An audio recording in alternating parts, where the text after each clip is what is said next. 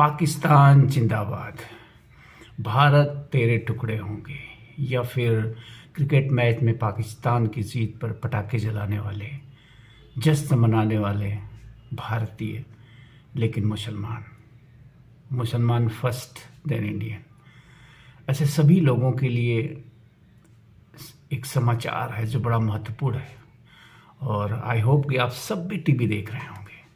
TV पे समाचार है कि पाकिस्तान में आटे की इतनी भारी किल्लत हो गई है कि वहाँ की आम जनता जो है भूखमरी की शिकार है। बच्चे भूख से बिलख रहे हैं। बिलखते बच्चों को देखकर उनके माँ बाप भी बिलख रहे हैं। आटा पाकिस्तान में 150 रुपया प्रति किलो के पार हो रहा है।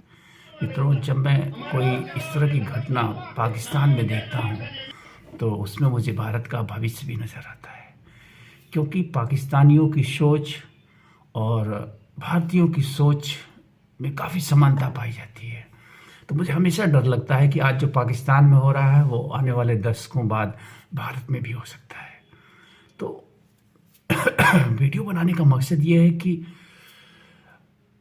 आज जो पाकिस्तान के हालात हैं वो क्यों हैं, यह सिर्फ मुसलमानों के ही नहीं, हिंदुओं को भी सोचना पड़ेगा कि क्यों। मुसलमानों को तो हर हाल में सोचना ही सोचना है कि ये धार्मिक उन्माद, ये धर्म के प्रति कट्टरता ने पाकिस्तान को कहाँ ला खड़ा किया है। 1947 में जब दोनों देशों का बंटवारा हुआ था तो हम दोनों की आर्थिक स्थिति लगभग समान थी, लेकिन आज पाकिस्तान गरीबी और कह सकते हैं कि विदेशी कर्जों के बोझ के तले इस कदर दबा है कि वहाँ की आम जनता भूखमरी के कगार पे खड़ी हुई है। तो मेरा कहने का मतलब यह है कि वो जो धर्मांधता पाकिस्तान में है वो धर्मांधता भारत में भी है। भारत में भी ढेर सारे मुसलमान हैं। हिंदुओं में भी वो धर्मांधता बढ़ती जा रही है। हिंदुओं में उससे भी विषैली एक चीज़ है जातिवाद, वो भी हमारे समाज को यूं ही खा रही है। मित्रों, सचेत होने की ज़रूरत है। पाकिस्तान को देखकर आपने अफगानिस्तान का हश्र देखा पिछले 1-2 दशकों में, अब उस स्थिति में पाकिस्तान पहुंच रहा है। कल को आप देखेंगे पाकिस्तान को अफगानिस्तान बनते हुए। तो मुझे डर लगता है कि कहीं वो बीमारी, वो दीमक, वो सोच, विनाशकारी सोच, धर्मांधता की, जातिवाद की, भ्रष्टाचार की, बेईमानी की, वो सोच जो भारत में भी पल्लवित और पुष्पित हो रही है, कहीं कल का भारत भी ऐसा ही ना हो। आटे की कमी से जूझते पाकिस्तान को देखकर मुझे ये डर थोड़ा और इसलिए डरा रहा है कि पिछले किसान आंदोलन के समय आप लोगों ने देखा होगा जो नया कृषि कानून बनाया जा रहा था, और जिस ढंग से अडानी एंड कंपनी के FCIs बन रहे हैं देश के कोने कोने में अनाज भंडारण के, तो आम आदमी भले न देख पाए, लेकिन एक बुद्धिजीवी को देखना चाहिए कि इन व्यवसायियों ने देख रखा है आने वाला भारत जो एक दशक बाद होगा। यहाँ भी आटा और रोटी कि वही हालात हो सकते हैं जो शायद पाकिस्तान के हैं, और इन मुनाफाखोर व्यापारियों ने इसे सूंघ लिया है, महसूस कर लिया है। तो मेरी यही अपील है आप सबसे कि सावधान रहिए, और इस कट्टरता का जो अंजाम अफगानिस्तान भुगत रहा है, जो पाकिस्तान भुगत रहा है, उससे खासकर भारत के मुसलमानों को सचेत होने की ज़रूरत है। किस्मत वाले आप हैं कि आज़ादी के बाद भारत में रह गए। बुरा मत मानिएगा मेरी इस बात को। मैं देश भर के सारे मुसलमानों से कहना चाहूँगा कि आप भाग्यशाली हैं, आप किस्मत के धनी हैं कि आपके बुज़ुर्गों ने भारत में रहना सुनिश्चित किया, पाकिस्तान जानने से इनकार कर दिया या नहीं गए। जो कोई भी कारण हो, आप रह गए भारत में। खुशनसीब हैं आप। अफगानिस्तान की तरफ देखिए, पाकिस्तान की तरफ देखिए, क्या हालात हैं वहाँ आम आदमी के। जिस गौरव से आप भारत में आवाज़ उठा ले रहे हैं ना, उस गौरव से पाकिस्तान में नहीं आवाज़ उठा पाएंगे। बंदूकों की नोक पे रोटियां बट रही हैं, भूखों बिलबिला रहे हैं लोग। तो आज का वीडियो जो है मेरा मुस्लिम भाइयों को सचेत करने के लिए खासकर, और साथ ही साथ सबको सचेत करने के लिए है कि जो बीमारी अफगानिस्तान से चल के पाकिस्तान तक पहुंची थी वो भारत में भी पहुंचेगी अगर हम समय रहते सचेते नहीं तो जागने की ज़रूरत है। और मैं तो एक सलाह दूंगा भारत सरकार को कि चूँकि आज़ादी के समय मैंने आज़ाद होने के क्या कारण थे इस पर कई सारे रिसर्च मैंने किए, मैंने पढ़े कि भारत के लोग, कांग्रेस के लोग बंटवारे के लिए तैयार क्यों हो गए। तो एक तो कारण उन्माद ही था।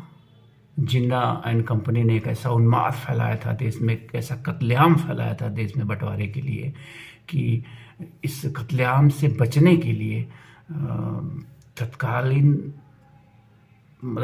नेताओं को ऐसा लगा कि बेहतर है, इससे बेहतर है कि हम अलग अलग ही हो जाते हैं। लेकिन उनके अंदर एक सोच थी कि आज परिस्थितियाँ प्रतिकूल हैं, let us B divided, and बाद में हम फिर मिल बैठ के जो है एक होने पे बात करेंगे और एक होने का प्रयास करेंगे।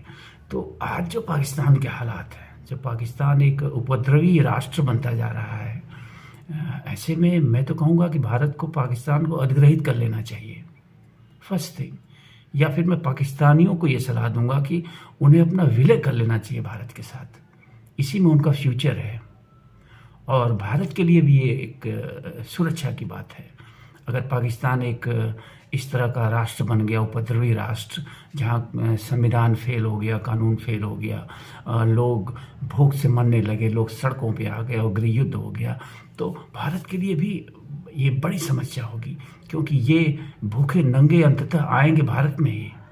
भारत के सिवा इनको कहीं रोटी मिलने वाली नहीं है इस पृथ्वी पे।